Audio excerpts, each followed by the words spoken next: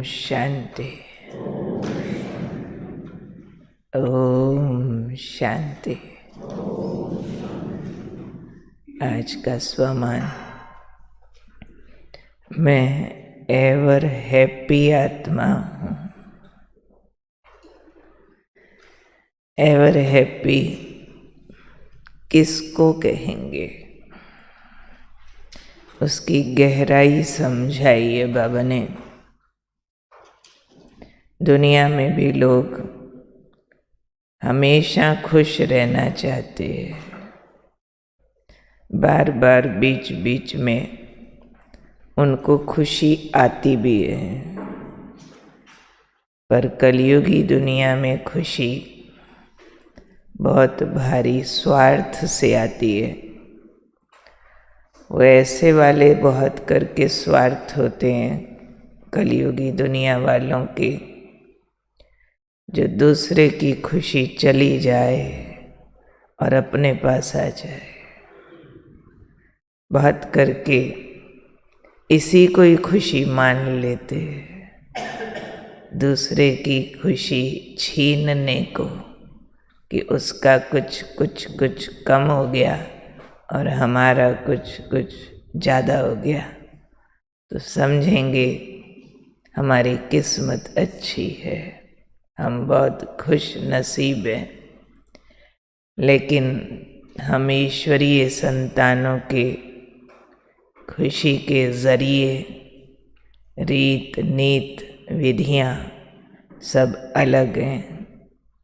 यहाँ बाबा ने कहा एवर हैप्पी वही है जिसके संपर्क से दूसरों में खुशी आ जाए, दूसरों में शक्ति आ जाए। कलयुग की चाल है, वो खुश है जो दूसरे की खुशी कम कर दे। दूसरे की शक्ति कम करके लोग खुश होते हैं कलयुग में, लेकिन हम संगम युगी वो खुश नसीब एवर हैप्पी आत्माएं हैं जिनके संपर्क में जो आए वो खुश हो जाए, शक्तिशाली हो जाए। उसके फिर अर्थ बाबा ने बताए कि ऐसे खुशहाल बच्चे कैसे होंगे, जिनके संग में जो आया सो खुश हो गया। तो ऐसे खुशहाल बच्चे सदा भरपूर और संपन्न हैं। किस चीज़ से भरे हुए हैं? दिव्य गुणों से भरे हुए हैं। बाबा ने कहा इससे पहले आपकी जीवन भी कांटों के जंगल वाली जीवन थी, यानी अवगुणों से भरे हुए थे, दुखी रहते थे, दुख देते थे। अब तक आपके जीवन कांटों के जंगल की जीवन थी, और अब आपकी जीवन जो है वो फूलों की खुशबू वाली जीवन हो गई है। आपका जीवन दिव्य गुणों की फुलवाड़ी बन गया है। ऐसा जीवन आपके संपर्क में जो भी आता है उसको आपसे दिव्य गुणों की ऐसी खुशबू आती है जो उसको शक्ति मिलती है और खुशी मिलती है। तो एवर हैप्पी माना जिसके संग में जो आया उसको खुशी और शक्ति प्राप्त हो जाए, यानी उसकी खुशी ओवरफ्लो कर रही है।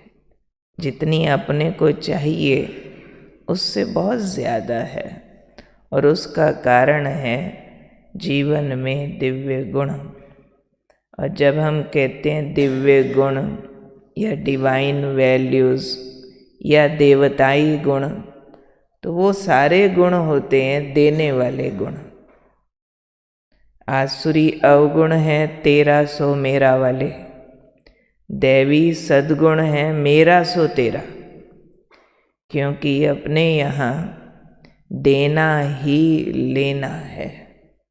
जितनी ज़्यादा हमारे अंदर देने की भावनाएं होती हैं उतना अपनी झोली भरती जाती है। हम नयों को भी सिखाते हैं, अपनी शांति कम हो गई तो शांति बांटना शुरू करो, अपनी बढ़ जाएगी। अपना सुख कम हो गया तो औरों को सुख देना शुरू करो, अपना सुख बढ़ता जाएगा। तो अपना तो स्लोगन ही है, देना ही लेना है। तो इसलिए हम जो खुशहाल आत्माएं हैं उसका कारण है हमारा ज्ञान, हमारा योग दिव्य गुणों की धारणाएं कराता है हमारे से, जिसके आधार पर हम संतुष्ट रहते हैं, सहनशील रहते हैं, क्षमाशील रहते हैं। तो संतुष्टता माना जितना मिला उससे खुश, मेरा चांस भी तेरा, मेरी वस्तु भी तेरी, मेरा जो भी है मेरा सो तेरा करने वाला संतुष्ट आत्मा है ना। अपना पेट भरा है तो दूसरे का भला सोच सकता है, क्षमाशील है, कोई अवगुणी है, दुख देने वाला है, माफ कर देता है, सहनशील है, कोई दुख देना चाहे दुखी होता नहीं, क्योंकि सहन शक्ति बड़ी है, चोट लगती नहीं है, और हर्षित मुख है, हर हाल में सुखी रहना आता है, बातों में से दुख कैच नहीं करते, सुख कैच करते हैं। तो ये सारे दिव्य गुण है ना, जो जीवन की फुलवाड़ी को दिव्य गुणों के फूलों से महकाता है, उसकी खुशबू दूसरों तक अपने आप पहुंच जाती है। हम प्रेम स्वरूप रहते हैं, सबके लिए प्यार प्यार प्यार, सुख स्वरूप रहते हैं। कोई दुखी करना चाहे तो भी हम सुखी होते हैं। जब हम सुखी रहते हैं तो सुख बांट सकते हैं। हमारे भीतर का आनंद कभी ख़त्म नहीं होता, यही तो दिव्य गुण है ना। दुखी होना तो अवगुण है, उदास होना अवगुण है, निराश होना, उदासी को भी बाबा पाप कहते हैं। उदासी, निराशा, घबराहट, हैरानी, परेशानी सब देह अभिमान के बच्चे हैं और ये अवगुण होते हैं। अवगुणों से पाप होता है। पाप किसको कहते हैं? दूसरे को दुख देना, उसी को तो पाप कहते हैं। जो खुद उदास, हैरान, परेशान है, जब भी किसी के साथ व्यवहार में आएगा तो उसको खुशी देगा, सुख देगा, दे सकेगा। तो प्यार भी नहीं दे सकेगा तो सुख कहाँ से देगा? तो हम प्रेम स्वरूप होके रहते हैं। तो इसलिए बाबा ने कहा, आप एवर हैप्पी आत्माएं, दिव्य गुणों के फूलों से भरे हुए हो, इसलिए खुशहाल हो। खुशहाल का अर्थ ही बाबा ने बताया, भरपूर, संपन्न। किससे भरा हुआ? दिव्य गुणों की दौलत से, फूलों से भरा हुआ। हर बात का सॉल्यूशन दिव्य गुणों से निकालते हैं।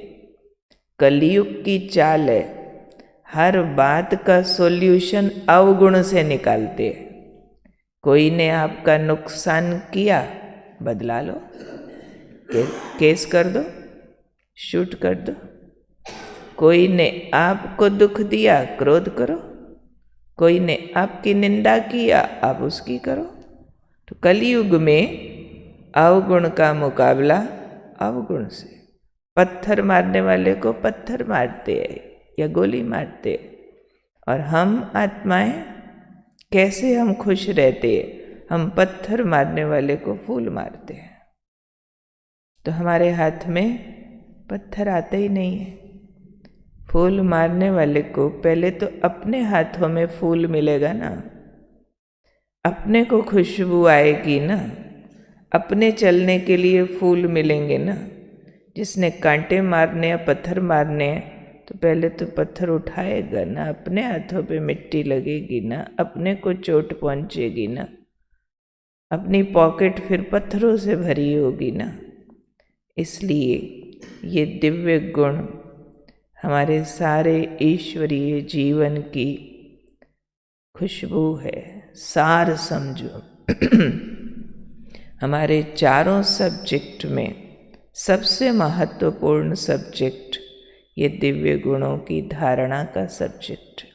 चाहे हम ब्रह्मचर्य का पालन करते हैं, वो भी एक दिव्य गुण है, पवित्रता।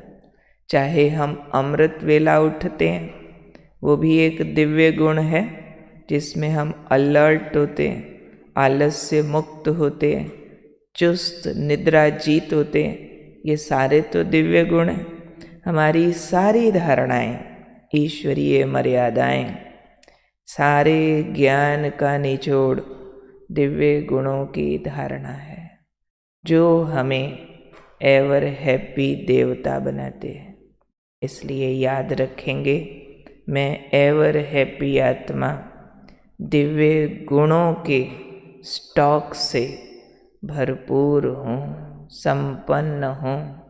मेरे जीवन की फुलवाड़ी दिव्य गुणों के फूलों की खुशबू से महक रही है। जो मेरे संपर्क में आता है, वो इसकी खुशबू से शक्तिशाली और खुश हो जाता है। जब दूसरों को मेरे से शक्ति और खुशी प्राप्त होती है, तो वो दुआएं मुझे एवर हैप्पी रखती हैं। संकटों के टाइम जो भी चारों तरफ अपोजिशन फोर्स आता है, उस समय ये दुआएं दूसरों को मेरे द्वारा मिली हुई शक्ति और खुशी कवच बन जाते हैं, मेरे बचाव का साधन बन जाते हैं, जिससे मेरी खुशी मेंटेन भी रहती है, मल्टीप्लाई भी होती रहती है। तो समझा खुशी का मूल मंत्र, फॉर्मूला, खुश रहना माना ऐसे नहीं जो मांगा सो मिला, जो चाहा सो हो गया तो कहेंगे बहुत खुश हो। नहीं, खुश माना दिव्य गुणों का स्टॉक भरपूर, जहाँ उदासी, निराशा, दुख, हैरानी, परेशानी आए तो चेक करो मेरे अंदर कौन से गुण की कमी है, उसको भर लो फटाफट, तो खुशी फिर से स्टेबल हो जाएगी। तो बाबा कितने अच्छे अच्छे हमें महामंत्र फार्मूलाज देते हैं जीवन को सदा खुशहाल बनाने के लिए। तो आज के दिन कौन हूँ मैं? एवर हैप्पी आत्मा। मेरी खुशी को कोई आंच नहीं आ सकती। और आज तो बाबा आ रहे हैं, मेरा खुशियों का सागर बाप टीचर मुझसे मिलन मनाने सतगुरुवार के दिन आ रहा है। सतगुरु बाबा वरदानों से, खुशियों से हमारी झोली भरने आ रहा है।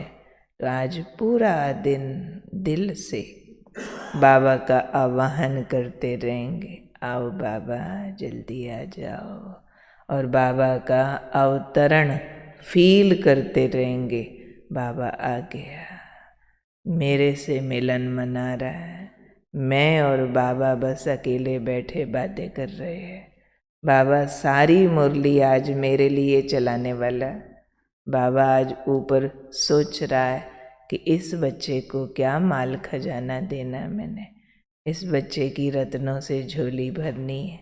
तो आज बाबा खास मेरी झोली भरने आ रहे हैं, मेरे लिए सौगातें लेके आ रहे हैं, मेरे को नए साल की तैयारी कराने आ रहे हैं।